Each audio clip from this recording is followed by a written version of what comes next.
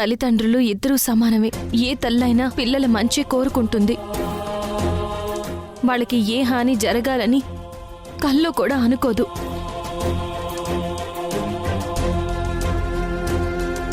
నా పిల్లల్ని నా నుంచి దూరం చేశారు. అయినా నేను ఎవరిని సాధించాలని అనుకోలేదు.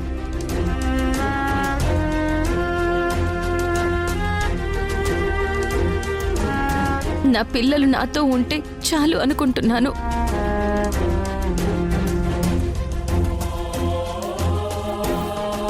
నా దగ్గర పెరిగితే పిల్లల భవిష్యత్తు పాడైపోతుందని యశ్ వాళ్ళ అమ్మ అంటున్నారు.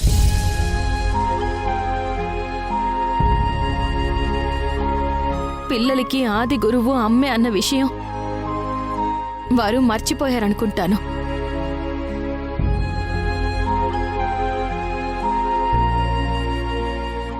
అమ్మగా నేను పిల్లల్ని బాగా చూసుకోగలను.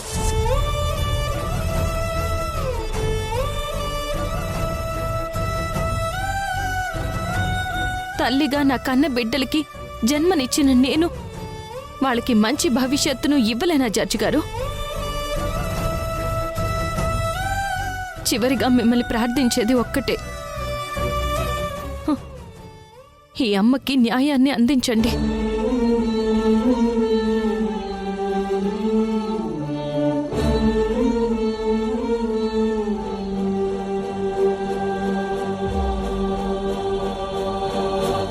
తల్లిగా సింధు వాదనని, తండ్రిగా యశ్ వాదనని విన్న తర్వాత కోర్టులో ప్రవేశపెట్టిన సాక్ష్యాధారాలని పరిశీలించిన మీదట నా మనస్సాక్షితో పిల్లల భవిష్యత్తు దృష్టిలో పెట్టుకొని జడ్జిగా నా నిర్ణయాన్ని వెల్లడిస్తున్నాను.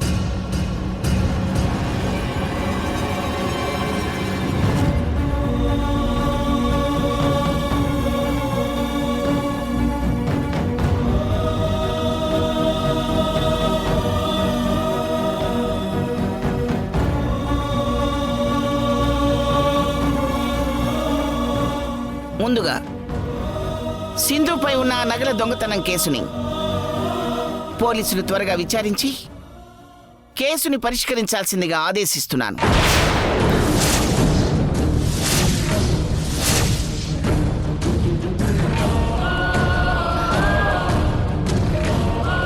ఆ దొంగతనం కేసులో సింధు దోషి అని తేలితేనే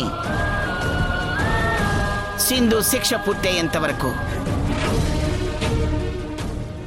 పిల్లలు తండ్రి దగ్గరే పెరగాలని ఆదేశించడమైనది.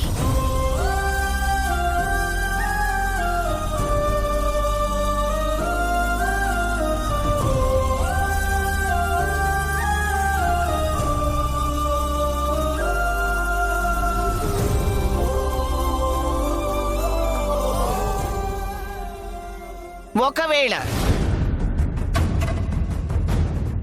సింధు ఆ కేసులో నిర్దోషి అని తేలితే మాత్రం నెక్స్ట్ హియరింగ్లో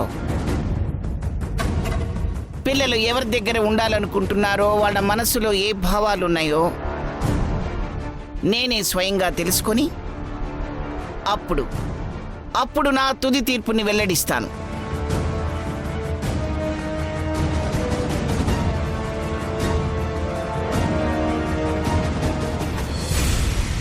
No!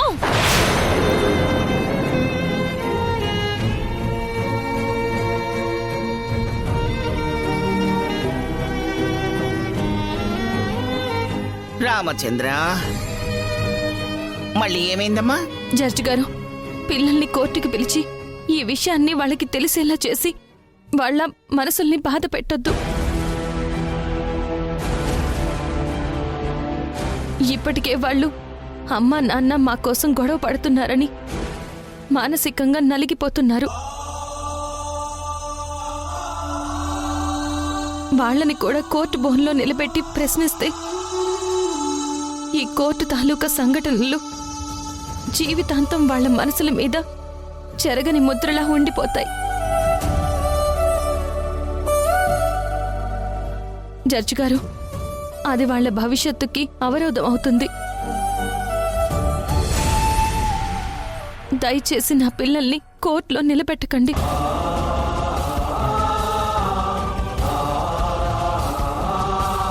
నా మనసులో మాటే సింధు చెప్పింది. జడ్జి గారు, నేను కూడా మీతో అదే చెప్పాలనుకున్నాను.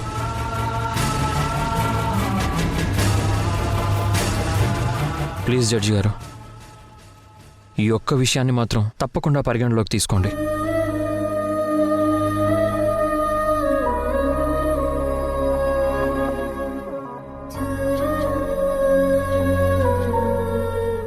ఓకే, ఆ విషయంలో మీరేం కంగారు పడకండి. పిల్లల్ని కోర్టు బోన్లో నిలబెట్టను, ఓకేనా? నా పర్సనల్ రూమ్లోకి పిలుస్తాను. జడ్జిగా కాదు, వాళ్ళని ఫ్రెండ్లీగా ట్రీట్ చేస్తాను. ఒక అమ్మగా వాళ్ళని పలకరిస్తాను. నన్ను నమ్మండి. ఈ కేసును ఎల్లుండికి వాయిదా వేయడమైనది.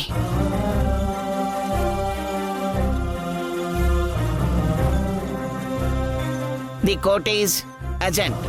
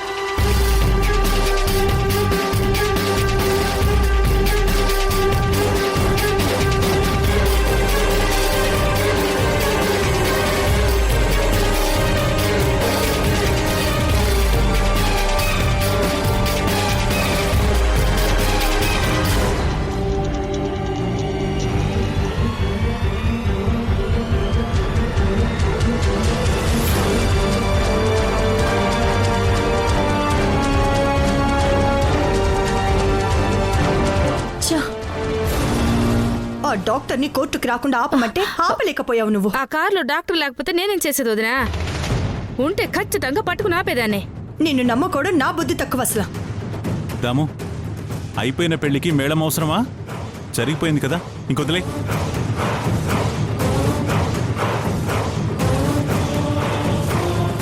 చాలా థ్యాంక్స్ అండి, మీ వల్లే నేను కేసు గెలిచాను. లేదు, నేనే నీకు థ్యాంక్స్ చెప్పాలి సింధు. నీ పిల్లల విషయంలో నేను చేసిన తప్పుకి నిజానికి నాకు శిక్ష పడాలి. నాకు పడే శిక్ష కన్నా నీకు న్యాయం జరగాలన్న ఆలోచన గట్టిగా నా మనసును కదిలించింది. అందుకే వచ్చాను. నువ్వు నన్ను క్షమించి నాకు శిక్ష పడకుండా చేశావు. గొప్ప మనసున్న దానివి సింధు నువ్వు. మీ తప్పు మీరు తెలుసుకుని కోర్టులో సాక్ష్యం చెప్తే మీకు శిక్ష పడుతుంది అని తెలిసినా నా కోసం ధైర్యంగా వచ్చి జరిగిందంతా చెప్పారు. మీరలా చెప్పడం వల్లే నిజాలేంటో అందరికీ తెలిసాయి. మీదండి మంచి మనసు. డాక్టర్ గారు, కోర్టుకు రావడానికి ఎందుకింత లేట్ అయింది? నేను సింధు మీ గురించి ఎంత టెన్షన్ పడ్డామో తెలుసా? లాస్ట్ మినిట్లో వచ్చారు కాబట్టి సరిపోయింది, లేదంటే చాలా ప్రాబ్లం అయిపోయేది. ఆ దమయంతి మనస్తత్వం నాకు బాగా తెలుసు. పిల్లల కోసం ఎంత దుర్మార్గమైనా చేస్తుంది. నన్ను దారి మధ్యలో ఆపే ప్రయత్నం చేస్తుందని ఊహించే కారు మారి వేరే కారులో వచ్చాను. అందుకే లేట్ అయింది.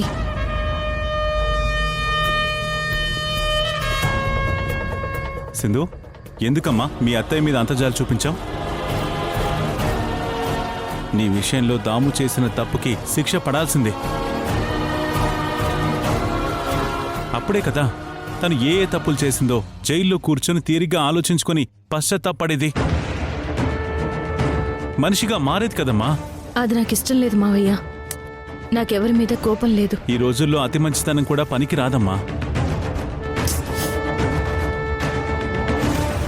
ఏంటి చంద్ర, అది కేసు గెలిచినందుకు అభినందిస్తున్నావా?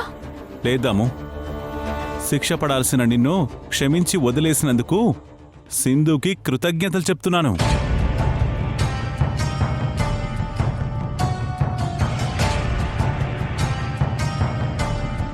నువ్వేదో నా మీద జాలి దయ కరుణ చూపించావని పొంగిపోకు. ఒకవేళ శిక్ష పడి నేను జైలుకి వెళ్ళుంటే ఆ కోపంలో నిన్నేం చేసేదాన్నో నాకే తెలియదు అసలు. అప్పుడే ఏమీ అయిపోలేదు. రేపు జడ్జి ముందు పిల్లలు చెప్పాలి కదా మా అమ్మతోనే ఉంటాము అని. అప్పుడు నువ్వు కేసు గెలిచినట్టు.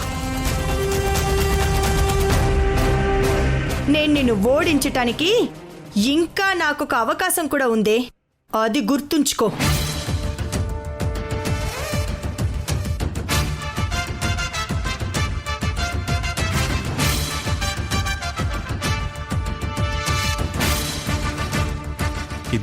ఇది జన్మలో మారదమ్మా. మీ అత్తయ్యని క్షమించి తప్పు చేసావు సింధు.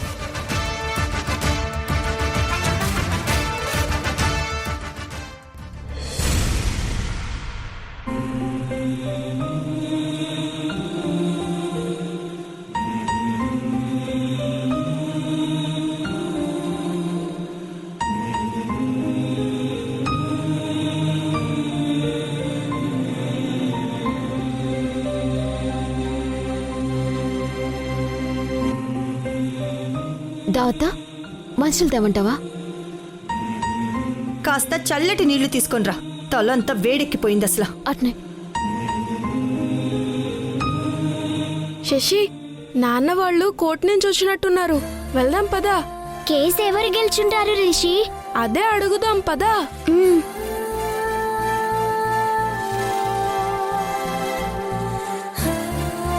నాన్న, కోర్టులో ఏమైంది?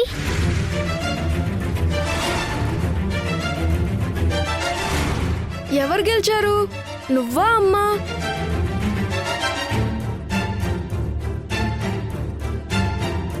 చెప్పండి నాన్న, అడుగుతుంటే మాట్లాడరేంటి? శశి, కోర్టు విషయాలు మీకెందుకమ్మా? అవి మీకు చెప్పినా అర్థం కావో. మీరు వెళ్ళి చదువుకోండి, వెళ్ళండి. మీ అమ్మ వెళ్ళమని చెప్తోంది కదా, వెళ్ళరేంట్రా? వెళ్ళండి. లేవండి, వెళ్ళండి.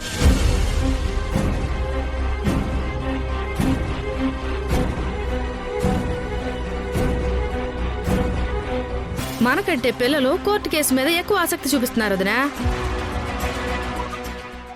దానికి కారణం మనమే. పిల్లల ముందు ఏది మాట్లాడాలో ఏది మాట్లాడకూడదో కూడా ఆలోచించుకోకుండా అన్నీ మాట్లాడేస్తున్నాం. అది విని వాళ్ళు మనసులో పెట్టుకుంటున్నారు. పిల్లలకి తెలియడం ఒకందుకు మంచిదే చంద్ర. ఇది వాళ్ళ భవిష్యత్తుకి సంబంధించిందే కదా.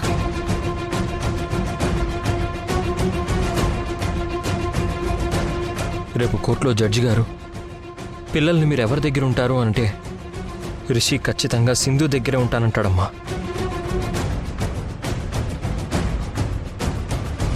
వాడిని ఎలా ఆపాలో తెలియడం లేదు. అలా జరగదురా, నువ్వు బాధపడకు. రిషి మనసు మార్చాలని సంధ్య ప్రయత్నం చేస్తోంది కదా. అవునబ్బి, రిషిలో కొద్దిగా మార్పు వచ్చుండాది. మనందర్నీ వదిలేసి వాళ్ళ అమ్మ దగ్గరికి వెళ్ళడని నేను అనుకుంటా ఉండాను. నాకైతే ఇంకా పూర్తిగా నమ్మకం కుదరడం లేదు సంధ్య. మీరు రిషి గురించి ఆలోచిస్తూ ఉంటారు, కాస్త శశి గురించి కూడా ఆలోచించడం మంచిది. తను కూడా సింధు వైపు మొగ్గు చూపుతుంది. మొన్న మన ముందే శశి ఎట్టా మాట్లాడుండదో విన్నారు కదా. మీరు మా గురించి ఆ సింధుతో ఇంతగా గొడవ పడుతున్నారంటే ఆ సింధునే మా అమ్మ అనిపిస్తుంది. నిజమే రయేష్, శశి కూడా సింధు వైపే వెళ్తే అమ్మో ఇంకేమైనా ఉందా? మనం ఏం చేసినా సరే పిల్లలు మన దగ్గరే ఉంటామని ఆ జడ్జి ముందు చెప్పేలా చేయాలి. అమ్మతో వెళ్తే వాళ్ళ భవిష్యత్తు నాశనం అవుతుంది, నాన్నతోనే ఉంటేనే మనం బావుంటామనేలా పిల్లల మనసులో మనం బలంగా ముద్ర వెయ్యాలి. ముఖ్యంగా రిషి రేపు కోర్టులో వాడు సింధు వైపు అస్సలు వెళ్ళకూడదు. రిషి ఈ ఇంటి వారసుడు. వాడు లేకుండా ఈ ఇంటిని, మా జీవితాల్ని నేను అస్సలు ఊహించుకోలేను. నువ్వు అన్నది నిజమేనమ్మా. రిషి శశి ఇద్దరిలో ఏ ఒక్కరు దూరమైనా బతకడం కష్టం. ఏదో ఒకటి చేయాలమ్మా. ఏం చేయను?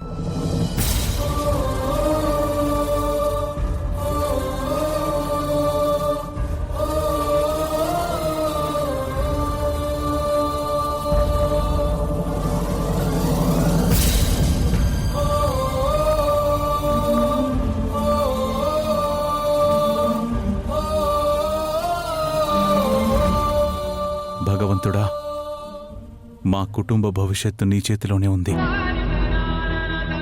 నువ్వు ఏ నిర్ణయం ఇస్తావో ఏమో. ఏదైనా తట్టుకునే శక్తిని మాకివ్వు.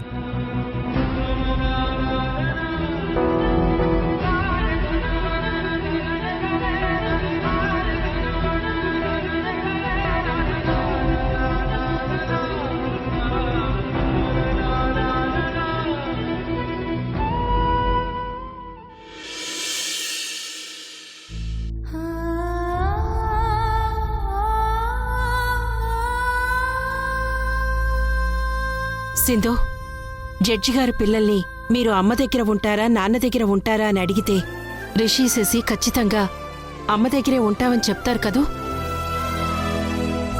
మాట్లాడవేంటి సింధు? నాకు నమ్మకం లేదక్కా. అదేంటి? అమ్మంటే పిల్లలకి ప్రేమ ఉంది కదా. అమ్మ మీద వాళ్ళకి ప్రేమ ఉంది, కానీ అదే ఇంట్లో నేనంటే ద్వేషం ఉన్నవాళ్ళు కూడా ఉన్నారు కదక్కా. వాళ్ళ పిల్లల మనసు మార్చాలని, ఈ అమ్మకి వ్యతిరేకంగా చెయ్యాలని ఎన్నో ప్రయత్నాలు చేస్తున్నారక్కడ. అంటే పిల్లల్నితో ఉండను అంటారా? పిల్లలు అనరక్క, అనేలా వాళ్ళు చేస్తారు. పిల్లల ఆలోచనల్ని ప్రభావితం చేసి ఈ అమ్మని బూచిగా చూపించి, అమ్మ దగ్గరుంటే మీ భవిష్యత్తు బావుండదు, మీకు మంచి జరగదు అని లేనిపోనివి చెప్పి ఆ పసి హృదయాల్ని కలుషితం చేస్తారని నాకు భయమేస్తుందక్కా. అలా జరగదులే సింధు, నువ్వు ధైర్యంగా ఉండు. నీ పిల్లలు ఖచ్చితంగా నీ దగ్గరకొస్తారు.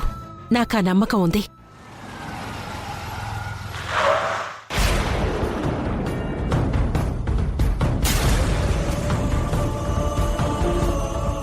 నమస్తే మేడం. ఏంటిలా వచ్చారు?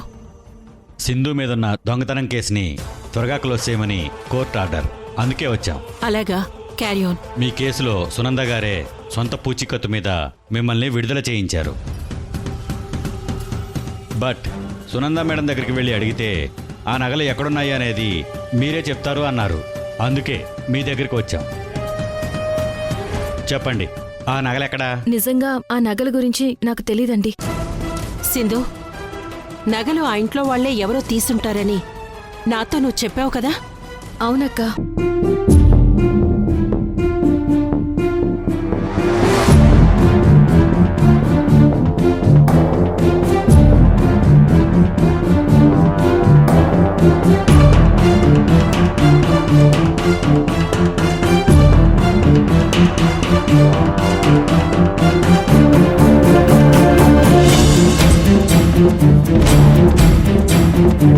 అక్క, ఆ కన్యాకుమారి నగలు తీసుంటుందని నాకు డౌట్. డౌట్ని క్లియర్ చేసుకోవడం బెటర్ సింధు. ఎక్కడ పోయాయో అక్కడే వెతుక్కోవాలి. నువ్వు ఆ ఇంటికి వెళ్ళు. నీతో పాటు పోలీసులు కూడా వస్తారు. వెళ్ళి నగలు వెతకాలి అను. పోలీసులు నీకు సాయం చేస్తారు. ఇల్లంతా సర్చ్ చేయండి. నగలప్పుడు దొరుకుతాయి. దొంగతనం చేసిన దొంగ కూడా దొరుకుతుంది. అలాగే అక్క, వెళ్దాం. పదండి ఎస్ఐ గారు. పదండి.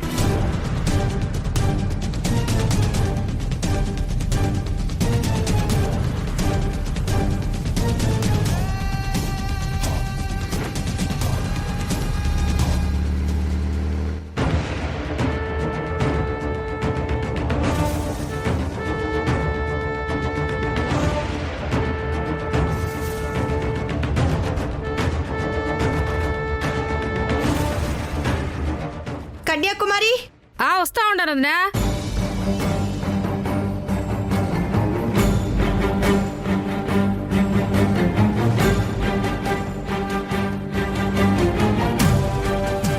ఏంటొదినా? ఆ సింధు నగల దొంగతనం కేసు నుండి నిర్దోషిగా బయటపడాలని శత విధాలుగా ప్రయత్నిస్తోంది.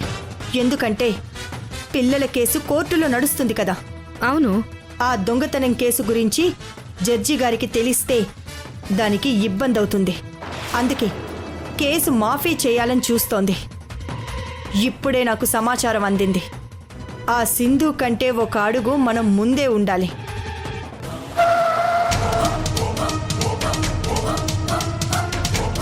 లేదంటే దొరికిపోతాం. జాగ్రత్తగా దాచమని ఆ నగలు నీకిచ్చాను కదా, అవి సేఫ్గానే ఉన్నాయా అసలా?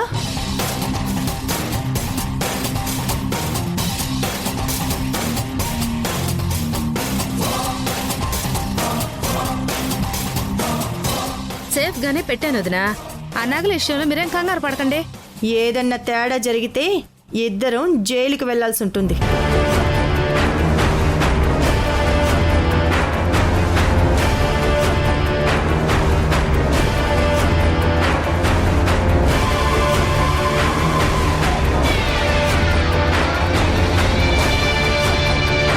నువ్వెందుకు వచ్చావే మా ఇంటికి?